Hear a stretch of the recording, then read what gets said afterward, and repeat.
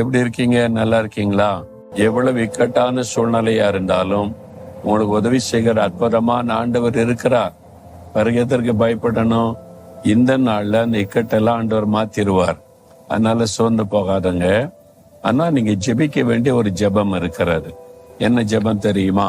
108 சங்கீதம் 12 வசனத்துல, தேவனே இக்கட்டில் எங்களுக்கு உதவி செய்யும், மனுஷருடைய உதவி விருதா. மனுஷர்கள் உதவி செய்வாங்கன்னு நம்பி போய் அவங்களும் பிரயாசப்பட்டாங்க, முயற்சி எடுத்தாங்க. அவங்களுடைய கைக்கு மீறி போய் விட்டாரு, உதவி செய்ய முடியல. இதுக்கு மேல என்ன பண்றது, எங்க கையை தாண்டி போயிட்டுன்னு சொல்றாங்க.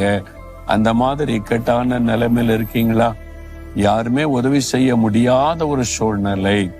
என் பிரச்சனை அவ்வளவு பெருசாயிற்று, கடன் அவ்வளவு பெருசாயிற்று, வியாதி அவ்வளவு சீரியஸ் ஆயிற்று, குடும்ப பிரச்சனை அவ்வளவு பெருசா விரிசல் ஆயிற்று, இனி யாரும் உதவி செய்ய முடியாது, இக்கட்டான ஒரு நிலைமை அப்படின்ற நிலைமையில வந்திருக்கீங்களா? நீங்க உதவி வருகிற ஒருவரை உண்மையா தேடணும். அவர் வந்து ஒரு அருமையான ஒரு ஜெபத்தை தாவீது செய்திருக்கிறார். என்ன செய்யறா? இக்கட்டில் எங்களுக்கு உதவி செய்யும் ஆண்டவரே, இந்த இக்கட்டான சூழ்நிலையில உதவி செய்ய, மனுஷருடைய உதவி விருதா. எந்த மனுஷனும் எனக்கு உதவி செய்ய முடியாது, நீங்க தான் உதவி செய்ய முடியும். அதை சொல்லி நம்ம ஜெபிக்கும் போது ஆண்டவர் அற்புதம் செய்வார், உங்களுக்கும் செய்வார். யாரும் இந்த இக்கட்டில் உங்களுக்கு உதவி செய்ய முடியலையே, அந்த மாதிரி சூழ்நிலை நீ கலங்குறீங்க தானே, அவரால் முடியும். நீங்க ஒரு ஜெபம் பண்ணுங்க, இக்கட்டில் எங்களுக்கு உதவி செய்ய ஆண்டவரே.